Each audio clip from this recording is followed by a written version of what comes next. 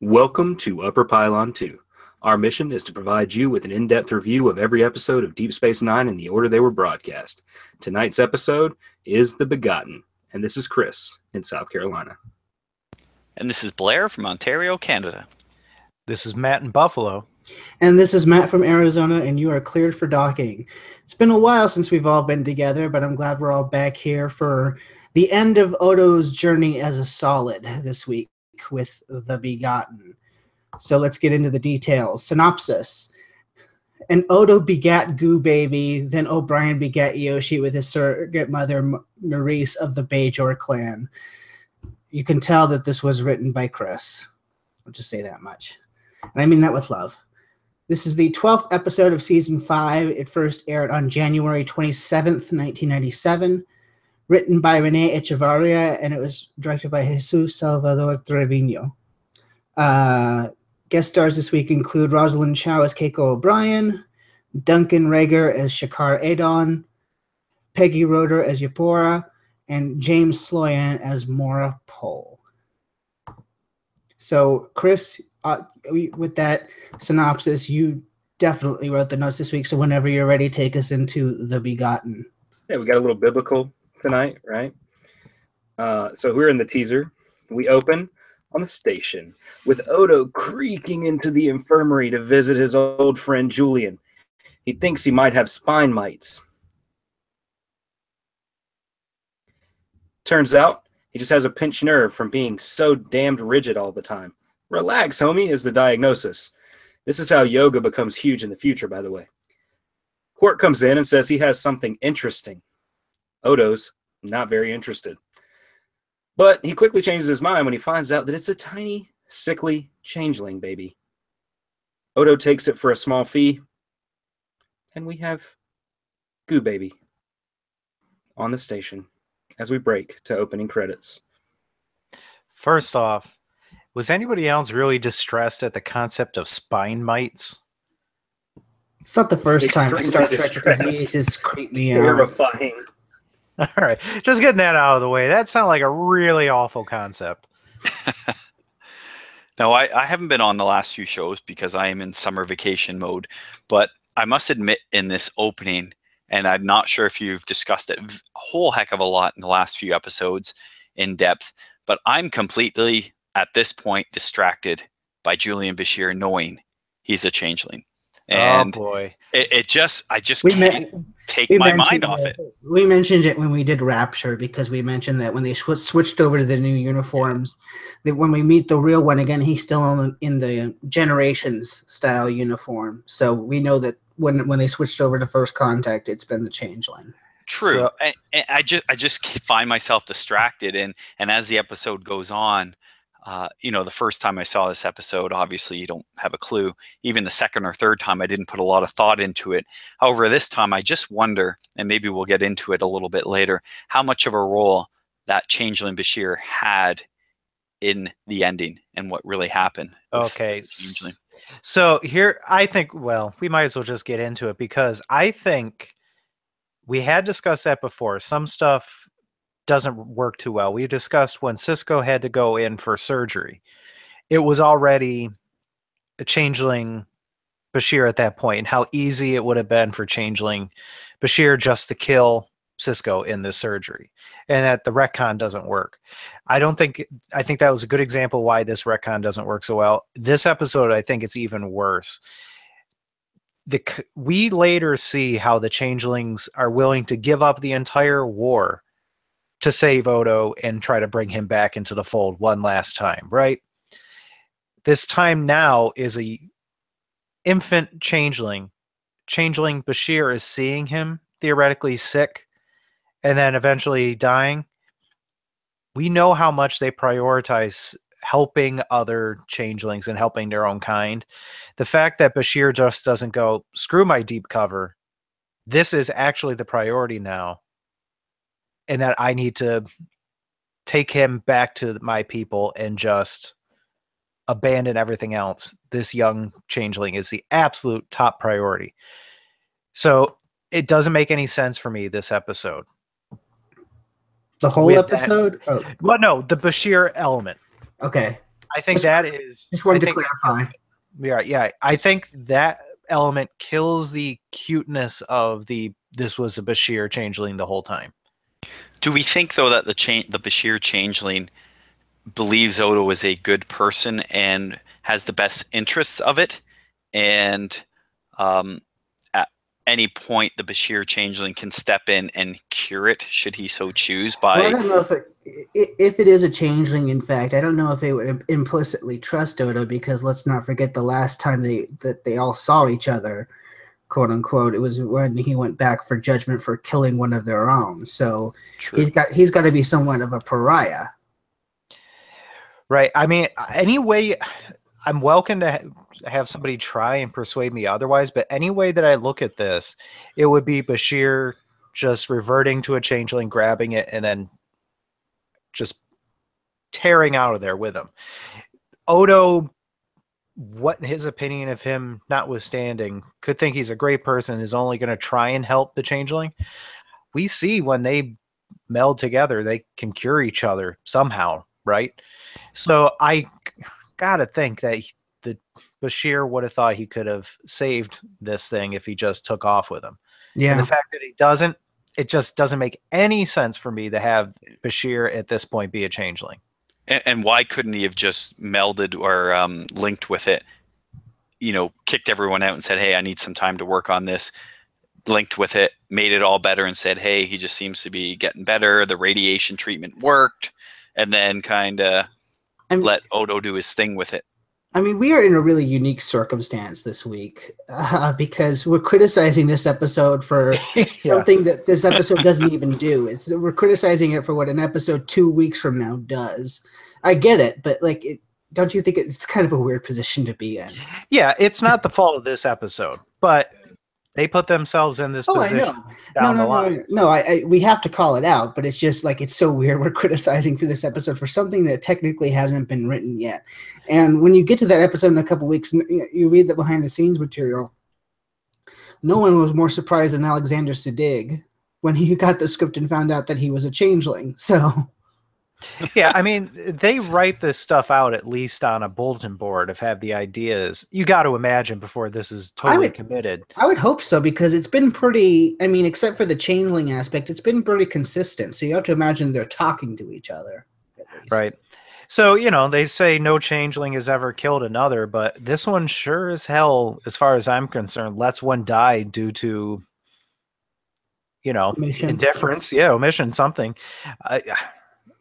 I mean, the only thing I have to say is, because they have bigger plans, he let this one go. But even then, you mentioned that they basically end the war for Odo. So right, I have no defense. But like I said, my only defense is we're punishing this for something that 2 episodes later does. So it's weird. It's just weird. And then I'm using evidence that comes up in literally the last episode of the series to kind of damn this. But hey, that is just something I think going forward. Blair brought up an excellent point.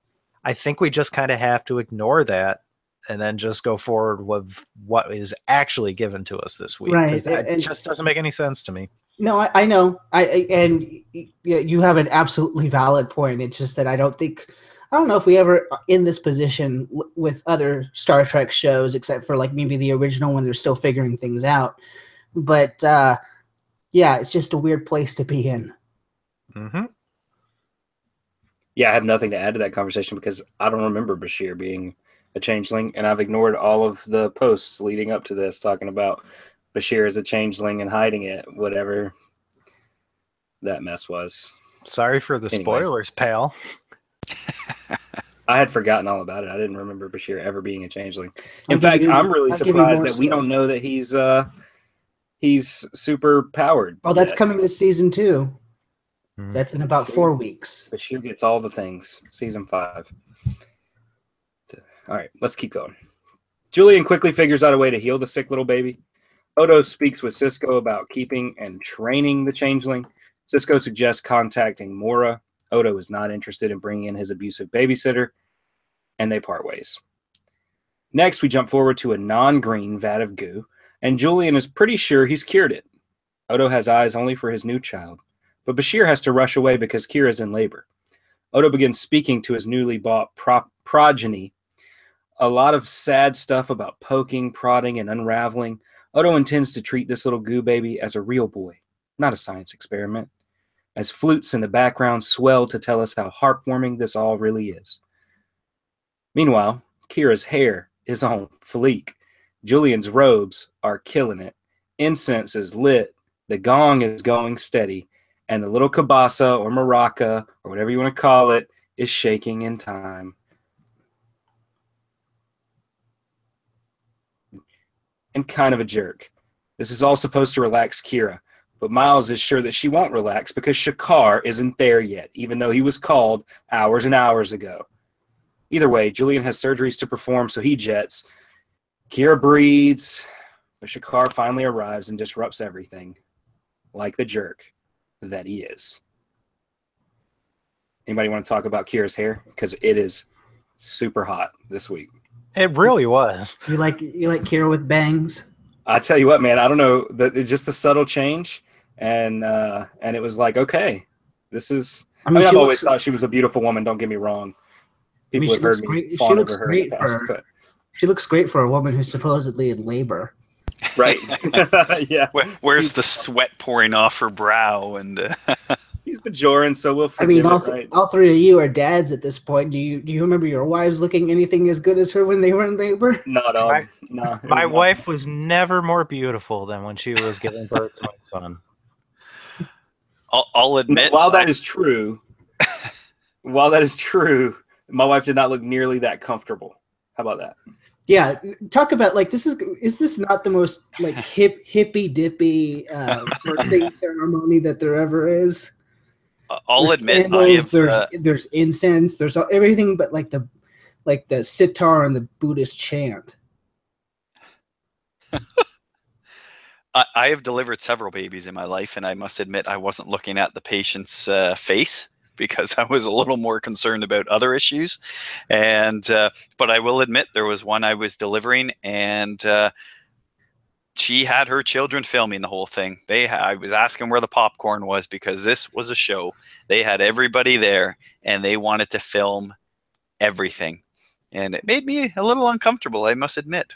So, but I don't want to see if it's something you don't want committed to film. If you're the one being born, you don't want to see the moment of your birth. No, there's a lot more poop involved than you ever really were told about in birthing. So sometimes, yeah. It's not clean. Let's put it that way. Not clean. No, it's not something I would want on film. I found it beautiful just because of what it was for me, what it meant for me. But I can't imagine it for my child. I don't imagine any of my children want to see that ever. Right. For themselves. And second of all, okay, Baraya was boring, but can we all agree Shakar's just an asshole? Dude, I hate him so much. I never hated him more than I hate him in this episode. It comes up. My vitriol towards this guy comes up in the notes. I hate his guts. I think that he is a terrible, egotistical fool, and I can't even. Well, don't worry, Chris. You'll never see him again. Yeah, I was going to say, you should comfort you to know this is his last episode. Thank God. They realized how they wrote him, and they were like, okay. His appearance was just like jarring, seeing him again, because it's been seemingly forever since we saw him, and he comes breezing in like a jerk off. I mean, Chris has a point. I don't think it has to do with us just O'Brien's our buddy on the show, but is O'Brien Miles wrong whatsoever? No, and I hate how he's just a nervous father. Everything he did was just like nervous, worried father. That's all. My least favorite part of this is that he gets punished for it. Like, this is all Shakar's fault. Yep. And maybe it's just me, and I must admit I'm not a big fan of this episode. I was far more interested in the B story than I was in the A story this week, and I don't know. That's just me. What? But I enjoyed the B story. I thought it was hilarious. In the worst part of this episode, as opposed to the. Yeah, I'm shocked to use the word interested. That implies the B storyline is interesting. It's not. It's a guilty pleasure. I enjoyed it. I laughed because I can't stand Dr. Mora. I can't stand his grating voice. I love that guy. Oh, what it just irks me in this whole episode. So that actor is awesome. This guy's the same guy who played the Romulan defector. well, that's all I could think of. You know, I never liked him since day one when he showed up in the first episode of Deep Space Nine, and as I'm watching this, I'm thinking, haven't we seen this episode before where Dr. Mora comes and Odo and him work together on something? I couldn't even remember. I think this is better than that episode. The last time we saw him was that Frankenstein episode, or Dr. Jekyll and Mr. Hyde episode in season 2, and I thought they did that storyline better here. Was that the creature feature one where it was like Yeah. Oh, I agree. And don't get me wrong. I actually, after I watched this, I actually scored it higher than I did when I first remembered watching it. But it's still, and maybe our discussion, it will score a little higher, even more so for me. But he was cool as the Romulan commander. That was fantastic. But, or the admiral. But this, just not a big fan. So man. I enjoyed the birth. I enjoyed O'Brien and the funny scenes, and took it for what it was and enjoyed the ride. Don't hold your breath that my arguments are going to raise your score up. I don't have the energy to defend and support this one too much. I mean, if we're all just spoiling our thoughts up front, I don't think this is a bad episode per se. It's not one of the better ones that we've seen this season, but I don't think it's like Let He Who Is Without Sin horrible. I think it's well written. I mean, Moore doesn't get on my nerves, so I guess that's a personal thing for you, Blair. So I find most of that whole storyline to be. Yeah, I like Moore, and I actually there are points in this episode where I'm actually sympathizing with him over Odo. Oh, absolutely. I had no problem with his portrayal or the character himself. It's the theme of this episode, essentially, well, arguably a bunch of different themes, but is generational gaps in parenting. And and he is the kind of older, sterner father. And I like that idea because it shows you exactly how Odo came to be. So the character makes a lot of sense to me. And then the portrayal's good too. And it's a little hit you over the head with the point, like you see Timmy there at the end, but I like how they kind of come to a nuanced view and they see. I like it. And philosophically, I'll argue a little bit for why I think that whole storyline is really good and powerful and necessary. And again, for Odo. When they did it in that episode in season 2, they just had the argument, but they never really resolved their feelings toward each other. So this is the I kind of like how there's a bit of resolution in this episode, and it's a nice resolution. You know, we've had so many dark endings recently, and this is melancholy to be sure, but it's not depressing. It's also super joyous, though. We'll talk about that last scene, but it's super joyful on top of all that. Anyway, Odo has his baby in the Replimat in a cup, which seems a little bit dangerous. And this will be our next clip. What happens if you drink a changeling? Not this discussion. We're going to have that argument again. We've been down that road. See season 1, UP, or Upper Pylon 1. Humanoids come here to eat. We rather need to ingest nutrients. Chris, did you punctuate all of these with like the gong from the Bajoran thing? All but the very last part of the last clip. Yeah. Learn to take shape. I'll show you everything. You can live here too if you want. It's a fascinating place. Constable, why are you talking to your beverage? It's not a beverage. It's a changeling. Excuse me, Commander. It's not a beverage, it's a baby. What's wrong with you?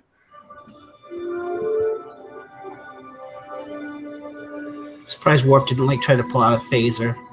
There we go. I was hoping he would just turn around and go to sickbay and say, Constable's ill. Yourself out after being cooped up in a jar, huh? You have no idea of the marvels that are in store for you. You know what you are? You're a changeling. A shapeshifter. You can be anything. A Tarkalian hawk soaring through the sky, or a Philian python burrowing deep beneath the ground. It's all yours for the taking. I was never a very good shapeshifter. If you could see Except it's the face of every But I think I can changeling. be a good teacher. Well, they do it for his benefit. I was. And I promise I'll never treat you the way I was treated. Never. Oh no! Dr. Mora, what are you doing here? Well, I heard about the changeling. I came to help.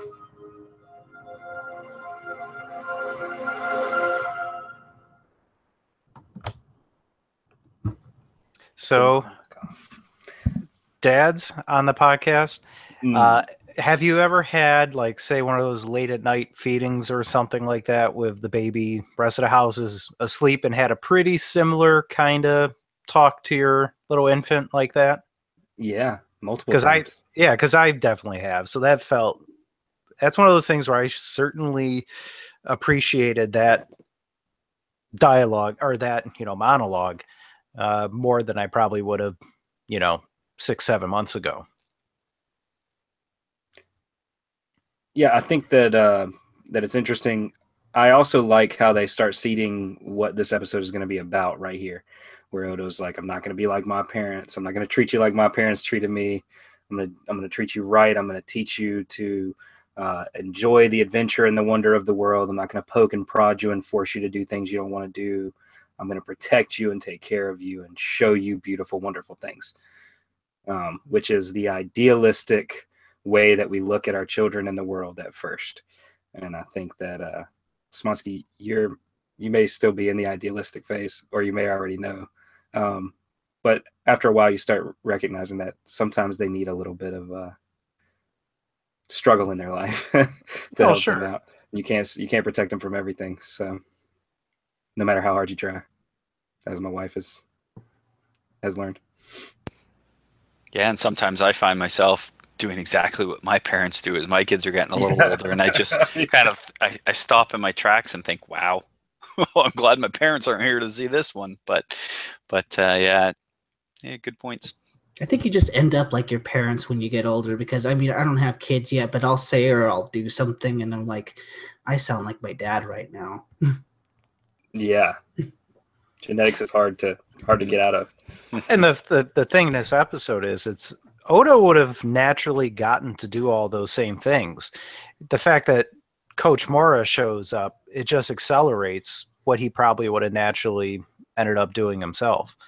So he was saying all these things, but just like Blair was pointing out, Odo would have probably just caught himself doing the same things himself, and also making the kid go through struggles, just like Chris said.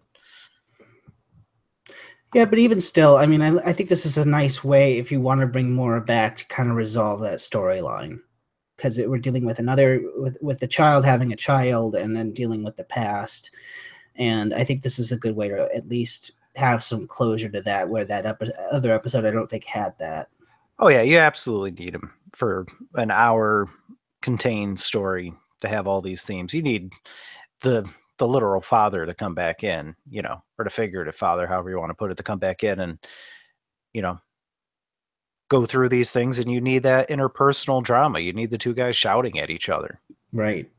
And I think it's that monologue that we just heard, I think it's even more poignant, realizing that he's talking about all this opportunity that the baby changeling is supposedly going to have. And I think it's a little sweet and a little bittersweet, actually, where, I mean, he's telling all these things to the baby changeling, knowing that he can't do them anymore for the time being, at least.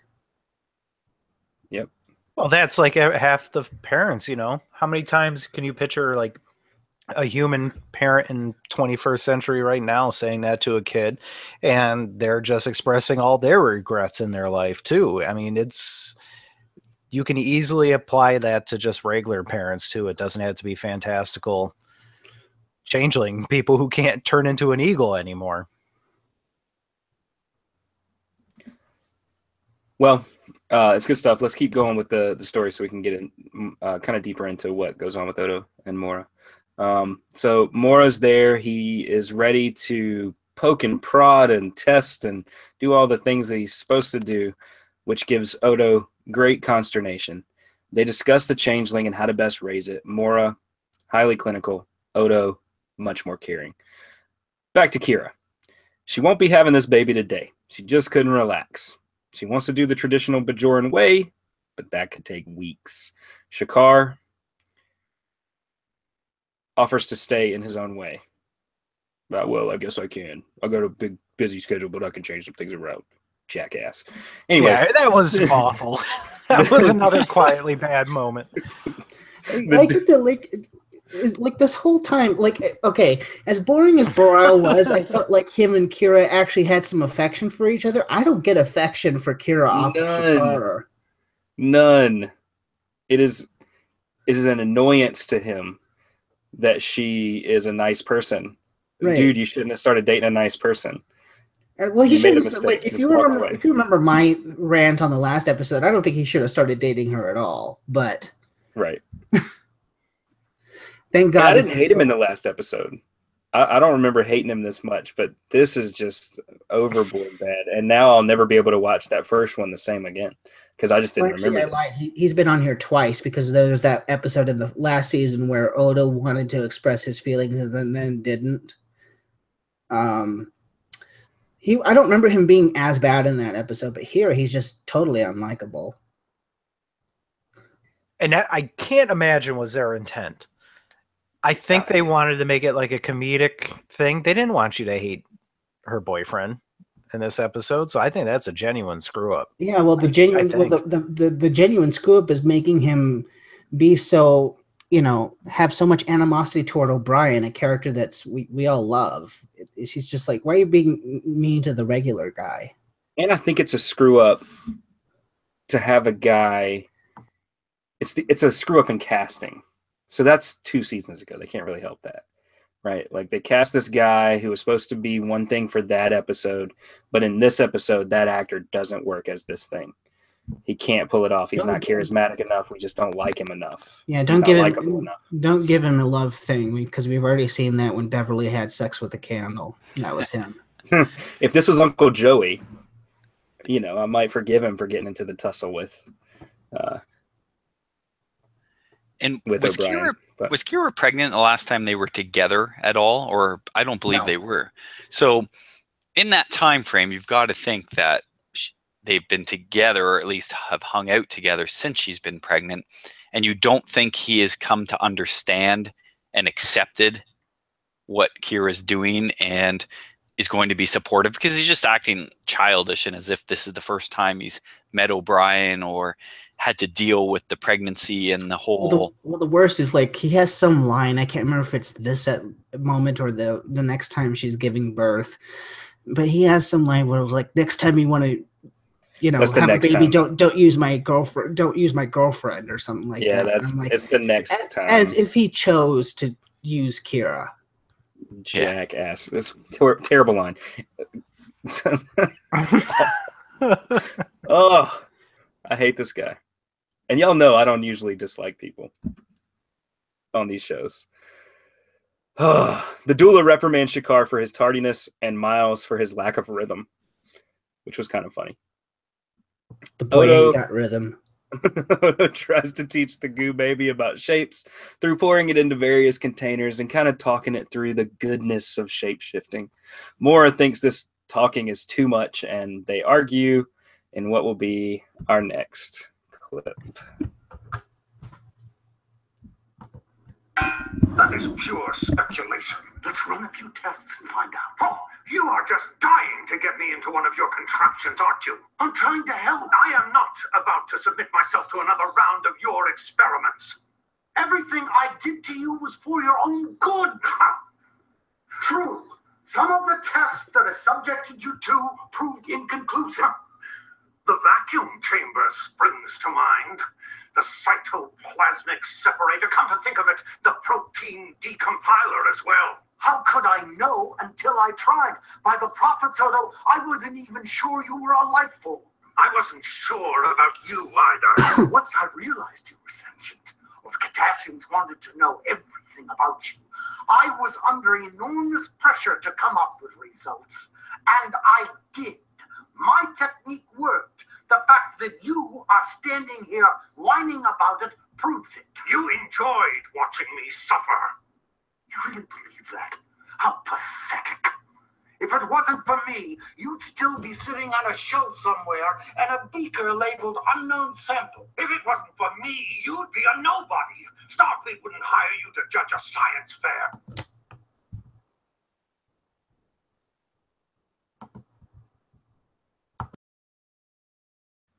Right at the end of their argument, Cisco interrupts. Right at the end of their argument, Cisco interrupts. He says that Starfleet wants communication ASAP, or else they're going to come and take over. They also want daily reports on the goo baby. Odo now realizes he must take a more Mora-like approach or risk losing access to his own baby. This seems draconian to me. And I know they're in a war with the changelings. Oh, the fact that Starfleet's going to come in. But Starfleet's going to just swoop in and take this baby away. It's a baby. Well, I mean, they were going to do the same thing to Data's daughter, remember? So yeah, it bothers me every time when I think about it a little too much. It just bugs my sense of freedom and. Oh, I'm not saying it's a good thing. Choice. I'm just saying at least they're consistent. Yeah, fair. But fair point. I don't know. I know you don't like him, Blair, but like generally, I'm on Mora's side in that argument because I feel like, you know, I don't think you can blame him when he didn't know it was a life form, and then when he did, I mean, what's the choice? You're going to do nothing and have like I doubt the Cardassians are going to treat him any better. So. Oh, no, you know what? Throughout this episode, I'm on Mora's side. I think what he's doing is, and as you see, they reconcile at the end, and Odo comes to understand that, you know, he had to do what he had to do.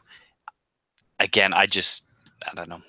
It wasn't a bad episode. It just was one that I thought, oh, God, here comes this episode. It wasn't one I was looking forward to.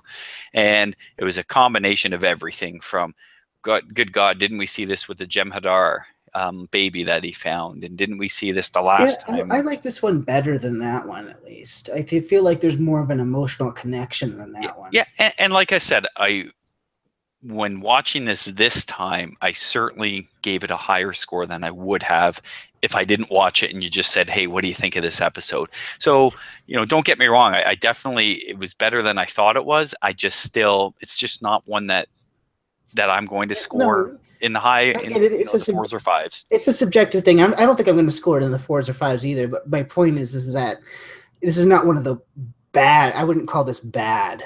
Like, you know, the way I would call episodes that we've done before bad, like the Muse. This is not bad. No, absolutely. It does have some great points. So, but yeah, I just found myself.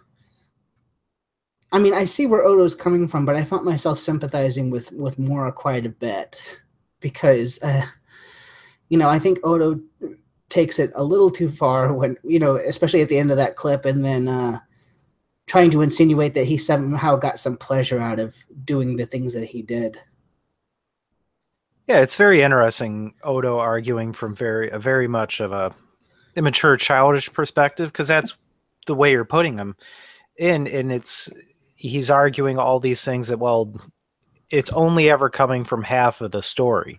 You never see that Mora, and it's even still hinted at here that Mora's not really telling him everything. Mora presumably sacrificed quite a lot too, and did it all for Odo's benefit. I mean, it's hinted at here that, you know, the Cardassians were there with, you know, a sword hanging over his head if he didn't do what he could, and he did, but at the same time protecting Odo as much as he could. So it's just very, I don't know, it's a very interesting, nice way of just infantilizing again Odo to an extent to get these son versus a father argument. I say that, and yet I think about the arguments that I've had with my own parents, and I think about the arguments my parents had with their parents, and sometimes I know in the heat of the moment I'll say something that's way off base, but I'm just looking to hurt somebody because I'm mad. So I kind of write it off as that as well. Yeah, I would imagine if it wasn't for me, you'd be not Nobody. fit to judge a kid's science fair. That's him just lashing out there. And I feel like Odo admits as much in a later conversation as well. Yeah. In their makeup, when they make up later in the security office. Yeah. So. And like I said, what's the alternative? If Mora didn't do his thing, then the Cardassians would come in and take him, and he'd be lucky if they didn't try to vivisect him. Or alternatively, he's just sitting in the cup forever as a sample. Yeah. So Odo still wants to take it easy on the baby, but Mora drives it home that if you spare the rod, you spoil the child. Odo finally consents. And I'm like, that's a human proverb. Like, how does a Bajoran know that? But anyway, that's nitpicking. Well, you got to imagine the Bajorans have something similar, so the translator just uses a familiar. Yeah, we'll go with that. Hey, it worked for Shaka when the walls fell. I mean, it's in the neighborhood of stuff. Mora explains that if you spare the rod, you spoil the child. Odo finally consents, and they get a reaction. This makes Odo smile. What a heartwarming moment. Meanwhile, Miles is massaging Kira. Shakar comes in. He wants to go to the promenade. He wants her to go to the promenade with him for a circus performance. Miles isn't cool with this. Her feet are super swollen, you jerk. But this ass Shakar just wants her to go on a date. Doesn't see that she's uncomfortable. Doesn't care that she's uncomfortable. Doesn't care that another man is currently massaging her feet because she can't stand on them any longer, you jackass. Let's go stand on the promenade for a few hours and watch a circus. It's like, hey, I mean, I know I'm here for your birth and everything, but I feel like you're not paying attention to me enough. Ugh. Ugh. Blair, tell me again why this is a great B-plot. Because just the comedy alone of the facial expressions of poor Miles as he's getting, Except that it's not comedy. I feel bad for him. Like, I just want to knock that guy on his ass. Well, again, I guess I'm looking at it from a different perspective. I've been there as the unknown delivering babies, of a complete stranger, and I have the father looking at me. And I just feel like, let me add a few more broken parts of your nose. Yeah, I don't know. I just found the Bajoran woman kind of annoying myself. But, whatever. I just still had... Well, she's the midwife, so she gets to be a little bossy. But he does. You're right. But I don't know. I just... Maybe it's because, again, it's a bit of that continuity of the whole... We've been through this before with Keiko. That was much better. It absolutely is much better, but at least this time O'Brien, I don't know. I just enjoyed it. Hey, what can I say? I mean, the only part of it I liked was when O'Brien said, "Hey, I missed the last birth of my child. I'm not going to miss this one." So that part of it was good, but I mean, you know what? I think what I loved his facial expressions of how pissed off he was with Shakar. Just those looks and the hitting the thing a little harder. And that's what I was just laughing out loud every time because he is just so. Why are we waiting for this idiot? He has nothing to do. This isn't his kid. I just loved it, and the look of dismay when he got kicked out by Keiko. How crestfallen he was, and then. I don't know. It would all be worth it if this had ended with Miles punching Shakar in the nose. Yeah, it should have. That's that. Part of it that just makes me kind of angry is don't kick Miles out. It's not his fault. No, but still, hey, what can I say? Anyway, I got a little mad. Let me rewind a little bit and just take it. Kira decides that it's time. It's time, guys. Calm down. She's all smiles as she's going into labor. Her comfort, as it turns out, is to be in the midst of strife. Now, if you want comedy, they should have done, when she says it's time, they should have done an I Love Lucy sort of thing where the two of them start scrambling and they keep tripping over each other trying to get her ready, and that would have actually been funny. But instead, they do this part. These two guys are douche nozzles, and they try to rip her arms off. Only one of them was a douche nozzle. They were both trying to rip her arms off at this point. This was the point where I was like, come on, Miles, stop it. Stop it. Just let Shakar walk her to the thing. Anyway. Mora and Odo are excited about the growth they're seeing when the changeling takes the shape of a worm and almost speaks to them. They're exuberant. Odo, of course, decides to bend his excitement towards completing his security work, which he understandably has fallen behind on in the last week. Mora, however, wants to celebrate. He admits that Odo was right in forming a relationship, talking to and loving the goo baby has accelerated this growth immensely. And we're going to listen to the two make up, Odo and Mora, in our next clip. I can't wait until I can actually communicate with it. There's so much I wanted to see, so much I want to share. Well, you may get that chance sooner than you think. The changeling is developing far faster than you did. I don't mean that as a criticism of anything. It's a compliment. I mean, I was wrong. Your approach to communicating to the changeling was sound. I mean, don't you see? It's reaching out to you. It's curious about you. The first time you ever did anything like that was when you formed a tentacle to slap my hand away from the control panel. I remember. I wanted you to stop zapping me. You formed a connection with this changeling. That is something I was never able to do with you. That's not true. I respected you. You feared me. You didn't know what I was. You were experimenting on what looked like a lump of organic residue. It's what I'd still be if it weren't for you. You don't know how much it means to me to hear you say that. I'm sorry, I know this kind of talk makes you uncomfortable. But I suppose it's all my fault if I hadn't coped and prodded you so much. You may have grown up with a less forbidding disposition. Something tells me no matter what we do to that changeling, it's going to have a more pleasant disposition than mine. It's just the way I am.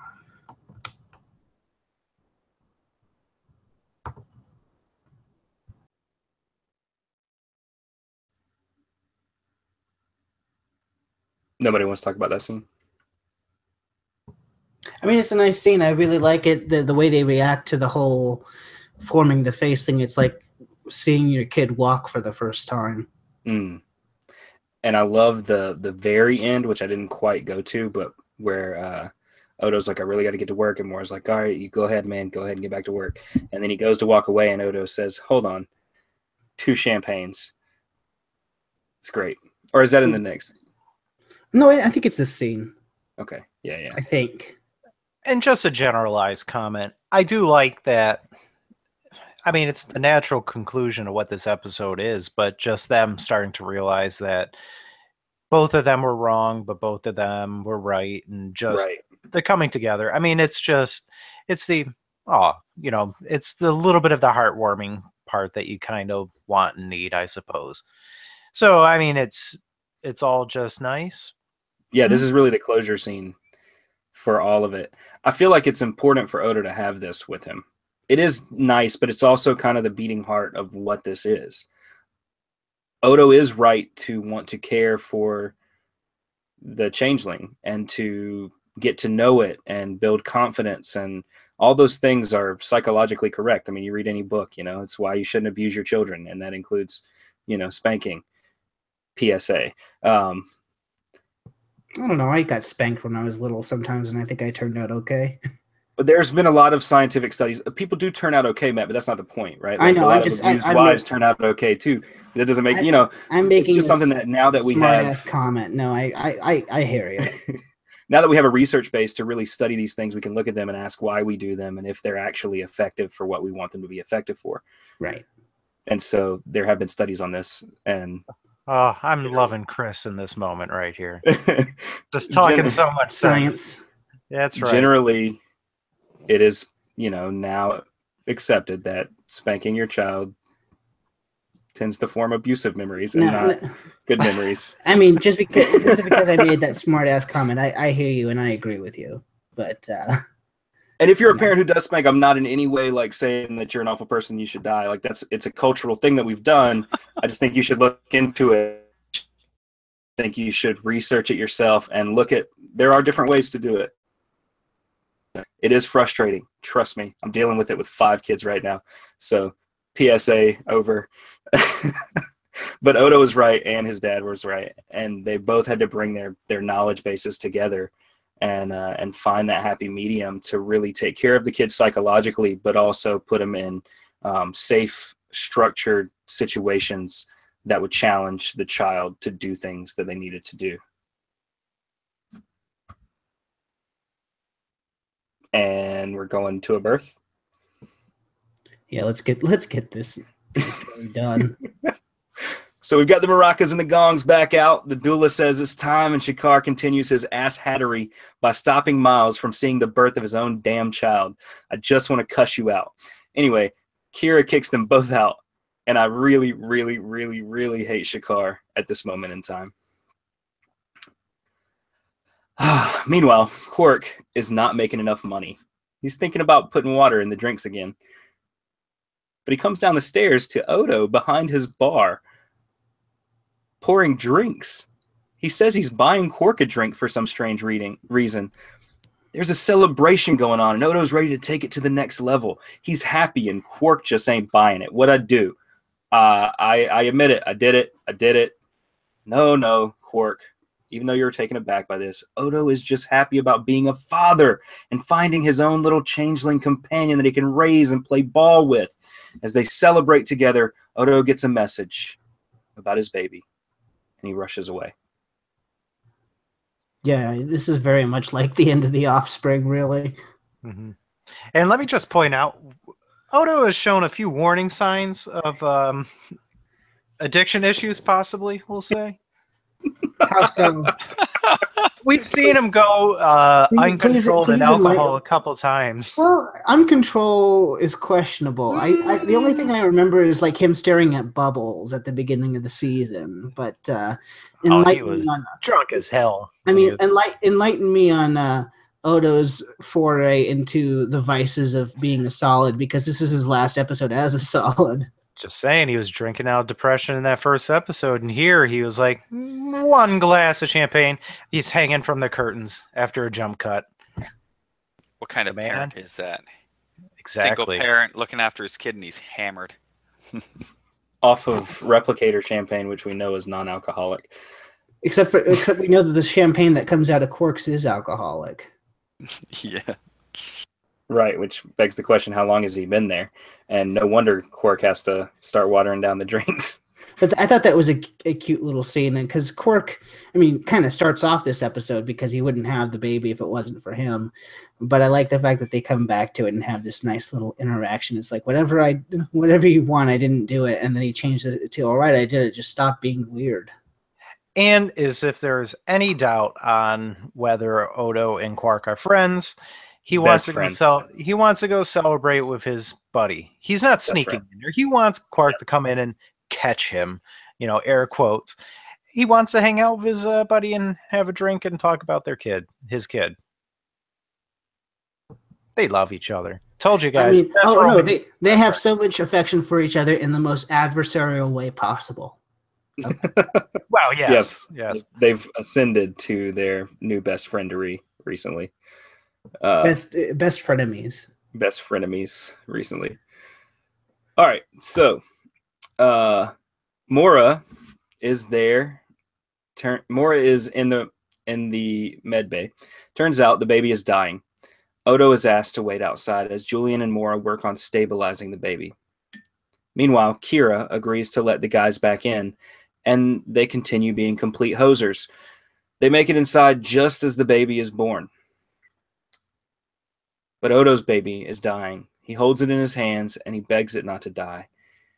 And as he's telling it all the things that he hopes that it will one day do, it suddenly seeps into his solid pores, and he yelps, "It can't be," as he runs towards the door, and he suddenly shifts into a Tarkalian hawk, leaving his solid clothes behind and flying across the promenade. Pretty cool scene there. I must admit, I totally forgot that this is how he turned back. Totally caught me off guard. I just thought the changelings came back later on somehow and did it. I totally was blindsided by this. I've seen this episode a couple times. I'm like, oh yeah, I forgot about that. So that was nice.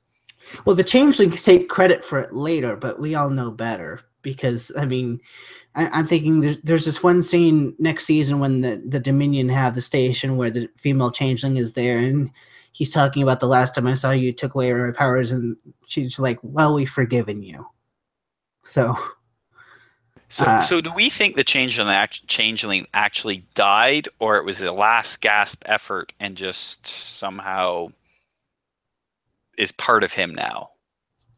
We never really explained that, or did changeling Bashir alter something to give him that ability? Take changeling Bashir out of this entirely. I think for somehow the young changeling, merged somehow. What I would have liked to have seen is like a little callback to what we all know the capabilities of the Great Link are. Is Odo needed to express some sort of actual Great Link connection with the kid, and obviously he wouldn't have all that much thoughts contributing to him, so it wouldn't be like a Dax symbiont type of thing. But I think Odo should have at least like said, I just felt whatever, broad emotions or something from the kid to kind of explain it a little bit better. Because I think the Bashir O'Brien or the changeling Bashir thing is a complete red herring that has to be taken out of it, and just look at the young changeling. So the question I have then, again, another question, and this is just thinking off the top of my head, or we had that episode a few episodes ago where they used the technobabble of the week, where they went back into time and saw Odo's the temporary link in things right back. And there was some I can't even think of the term they used, but there was some sort of changeling type DNA that caused them to go back. Morphogenic enzymes, maybe? So could he have still had morphogenic enzymes? Okay, so those morphogenic enzymes, could the changeling, because that's the first time he touched the changeling, was it not? Like we never saw him hold it any other time. Could that have been the changeling hooking on, or realize, whatever, melding with those morphogenic enzymes, and that's what turned him back? Yeah, that was the foreshadowing that Odo wasn't completely 100% a Salad. There were still some tendencies left there, and presumably baby changeling latched onto that, replicated it, chain reactioned it somehow. But we never really explained it, though, did they? They just ended the episode type thing and let us move on, and never really to think much of it again. Kid donated sacrificed its life for its father. Well, yeah. I mean, what more do you need than just that? Frankly? Right. I kind of feel like it's a nice little thing where like the changeling knew it was dying. Odo had been so good to it. It was a good father figure. So that was the changeling's gift to it. Its parting gift. Yeah. I mean, Star Trek's bread and butter is technobabble, resolutions, and solutions. This is one part where, I don't want that. I don't need that. Just let it be whatever emotional value as the resolution rather than a technobabble. So I'm totally happy with how, you just let this go. And it is really kind of a parallel to the end of The Offspring, because at the end of The Offspring, Data gets all of Lol's memories. So, this baby if you want to see it that way, this baby changeling will always be a part of Odo now. And that's where I'm saying I don't need the technobabble, but I would like a little bit more emotional resolution of having him express whatever the baby's thoughts were and then just have it slip away from him, kind of a thing. Right. That would have been that one little bit last emotional punctuation to the episode I would have liked. I thought that the punctuation was actually really poignant with the symbolism of the Tarkalian hawk, which was like the big thing that he wanted it to change into, and that's kind of what he changes into at the very end and flies across the promenade. So, sure. I just wanted like one little thing of like, for that one moment I heard him, or right. I felt him, something along those lines. It was a great, like, just speaking from a technical standpoint, I did like the flying overhead shot of the POV of the promenade. That was cool. And the hawk going through the railings was cool. That bird was a nice performer. Yeah. Hey, there's your unnamed performer, Chris. Oh, dude. Hawk, yes. Yeah. That's the Tarkalian Unnamed Hawk. performer. The Hawk. The Tarkalian Hawk. Wow. Sorry, guys. I really failed on that one. You let us all down, Chris. I let us all down. I try to do ones that are actually there and just come up with ridiculous names for them because I think it's ridiculous that we have unknown performers on there at all as a link with their own page. Anyway, Shakar wants Kira to come down to Bajor for some leave. She, of course, wants to stay near this kid that she's just birthed and not go with the jerk down to his planet and leave the kid that she just birthed. I mean, you missed an opportunity there, Chris. If Shakar wants her to go down for leave, Kira says to just leave. So my question here is, he wants her to go down on leave, probably to spend some quality time together. But I ask you this, gentlemen, when your wives gave birth, I'm sure you weren't touching them for quite some time afterwards. 6 weeks plus. Yeah. So We don't know. See, She looked pretty skinny. Like, holy cow! It's never one of those things that I ever wanted to ask because it's not like it'll ever affect me. But is that a thing where like you can't do anything for a certain amount of time after? Yes. Yeah. It's ravaged down there. Like It's blown up. it is. Yeah. But Kira looks so It's good. a She lost. landmine going off. We don't know that the Bajoran anatomy is the same. Their pregnancy pretty certainly close. seems more chill. I just like how anything about the baby talk downstairs just makes Matt so uncomfortable. Oh, it does not. Nonsense. Is that the episode? Well, we got to kill it. We got one more clip, and it's only like 30 seconds long, but we got to kill it here. All All right. So Mora and Odo discuss the baby goo a little more. They have a nice moment of understanding. A child to his father when he finally realizes that the punishments and trials of his youth were actually somewhat thoughtful and caring in their own weird way. Meanwhile, later on, Kira and Odo meet up to truly tie our two storylines together in our final clip. Think of it as a gift. Something the changeling wanted you to have.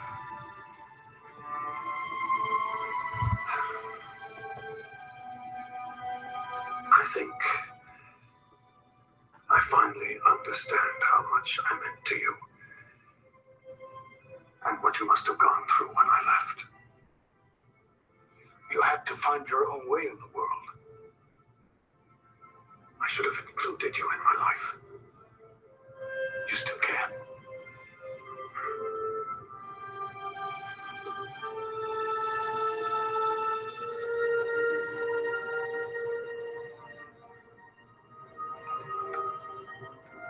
Take care of yourself, Odo.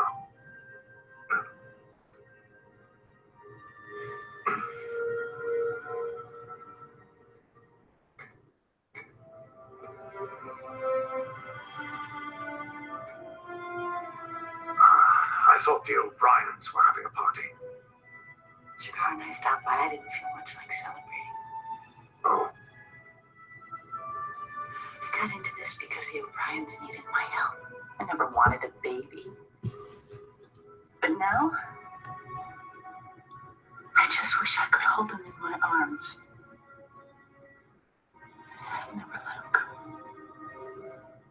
I think I know how you feel, Doris. Want to take a walk?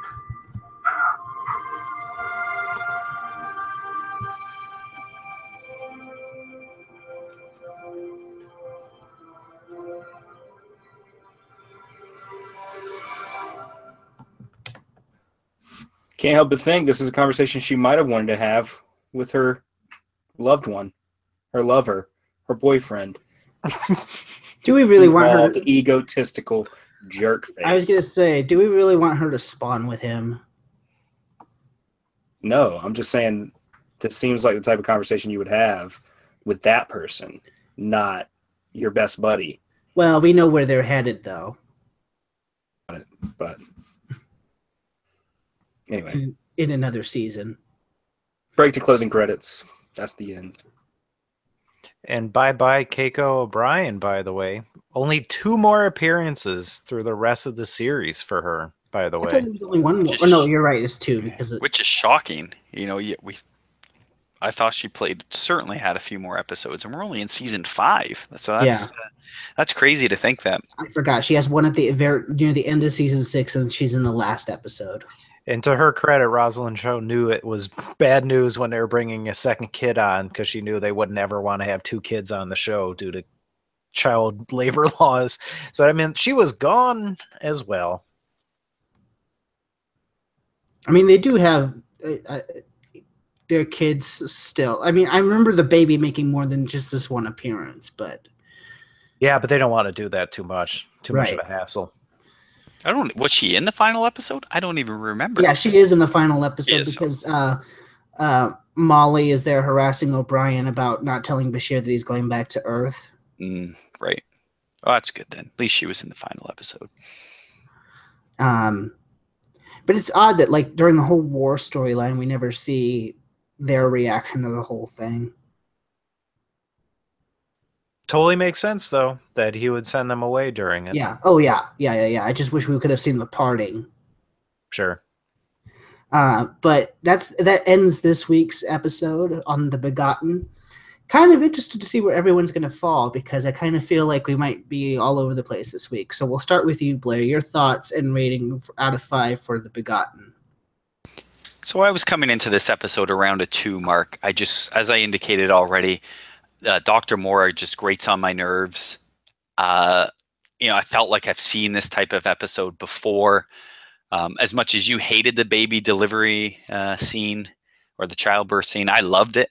I really, that highlighted the episode for me. I had lots of laughs. However, throughout the discussion, and even while I was watching the episode, I must admit I did find it a lot better. I really liked the father-son / grandson or whatever type interaction, and maybe it's because I'm a little older now that I can appreciate it more, and that we understand why our parents did the things we did. And I certainly, I'll admit it was better. So again, I'm not a big fan of Dr. Moore. Glad to see him gone. Was never a big fan of Shakar. Glad to see he was gone. Great to see an addition to the O'Brien family, and great to see Odo back as a changeling again. I'm glad to see he's back in that. I think they timed it just right. They didn't dwell on it too long, but they didn't make it too short either. We got to see a little bit of Odo readjusting to his life. But overall, I would have to probably score this episode 3.0 baby deliveries. Okay, so we got you to go a little bit higher than you originally intended. Chris, how about you? Man, this is a pretty solid heartstring thumping episode. It uses birth to explore Odo's character and attempts some levity and dramatics with the crappy and annoying B plot. Overall, I think that the goodness of Odo's story and the scantness of the annoying plot make this a solid 4 out of 5. Benign babies brightening blighted blokes brilliantly. Always with the alliteration, you never fail. Matt? This is one of those episodes where I often talk about, did they meet what their expectations and goals were in the episode? And I definitely think they did. They did everything they wanted this episode. And it's one of those ones where you can definitely appreciate what they did. The themes are all there. Like Chris said, it's heartstring thumping. It's good at what it does. That said, I don't think any single element's particularly entertaining or by no means exciting.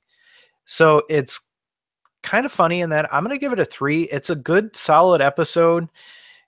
In theory, it should be higher, but in the end, it's kind of just there. You appreciate it, but it's just not great entertainment, I'll say. So that's kind of a overly harsh slight against it, I suppose, but there you go. 3-star episode, good, but bigger, better things to get to.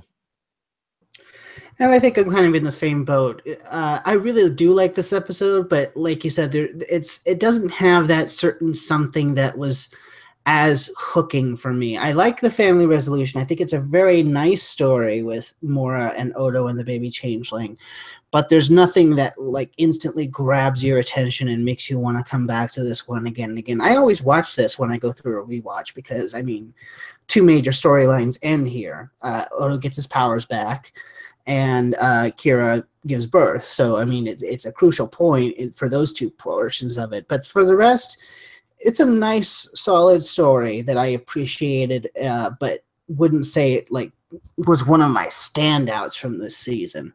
That said, this is not a bad episode by any means, and I'll be a little more generous and give it a 3.5.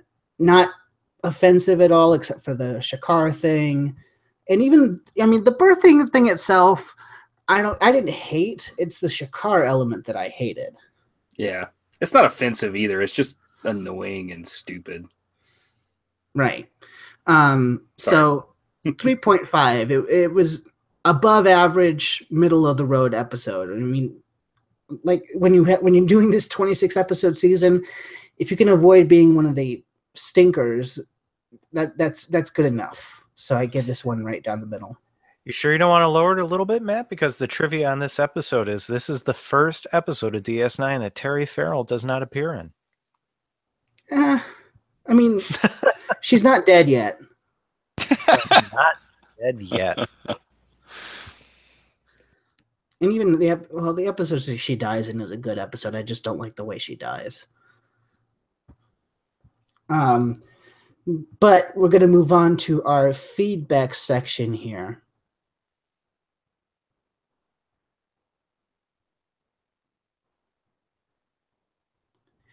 And as always, thank you so much for writing in. We always enjoy hearing from you, and there are a number of different ways to contact us. You can email us at up2podcast@gmail.com, leave a comment in our forums at forum.trekmatefamily.com, follow the show on Twitter at UP2podcast, and like us on Facebook at facebook.com/upperpylon2. Also, thank you in advance for any 5-star iTunes reviews that help get the word out there about the show as we go into some very exciting stuff. We definitely appreciate that, and we will acknowledge you. Further, you can reach us individually on Twitter. I am at mhansen0207, HANSEN, talking about Star Trek, Star Wars, Marvel Cinematic Universe. I think the week that this comes out, I will be at Star Trek Las Vegas, so follow me for lots of tweeting relating to that subject. I can be found at ProSubZero, where I've recently got into 3D printing, and I'm just printing all sorts of nerdy garbage. But back to Matt's point, we love interacting with our fans online and through our various social media accounts. As an example, just last night, I had a fun short chat with a listener in New Zealand by the name of Elliot. He brought up that he has an awesome job and he works for Weta Digital, who do all sorts of great special effects just this year alone. Guardians of the Galaxy 2, Planet of the Apes, Valeria, City of a Thousand Planets, which, by the way, I'm actually shockingly excited to see. I'm going to go see that tomorrow and hopefully love it. Luc Besson, one of my favorites back in high school and college growing up. Leon, La Femme Nikita, The Fifth Element. I can't wait. So thanks, Elliot. It was a lot of fun talking with you last night. Keep up the good work. And everybody else, drop a line. I can also be found on Twitter. Last week I gave you two, count them, Golden Girls Twitter rants at #SaucyGG. This week I should be giving you one because I'm going back to school, guys. And it's not going to be fun. Yeah, sad times as we're reaching the end of summer here. At Carnivore J, by the way. Sad times. Saucy GG. Hashtag it. And I can be found at Medic1849, where recently I've been retweeting a lot of soccer stuff as Canada was in the Gold Cup and graciously bowed out, and the World Cup qualifiers are in full swing right now. I'm a big soccer fan, so yeah. And of course, Doctor Who. A lot of retweeting on some of the Doctor and new female Doctor taking the reins, and a great ending to the season finale of this past season. So any Doctor Who fans out there, I'd love to hear from you. And I can be reached at Medic1849. So thank you so much for joining us this week on this short but sweet episode on The Begotten. Next week, we return to the hardcore action and intrigue with catching up with a certain Mr. Michael Eddington with For the Uniform. And we have a special guest that week as well, Matt. We have one of our listeners, Zubair, will be joining us. I'm very much looking forward to that. So join us next week when we discuss For the Uniform with special guest Zubair. This is Blair from Ontario, Canada. Until next time. A baby is God's opinion that life should go on. This is Chris in South Carolina. Playoffs? I'm Matt in Buffalo. And this is Matt from Arizona, closing healing frequencies. Docking clamps are open and you are cleared for departure.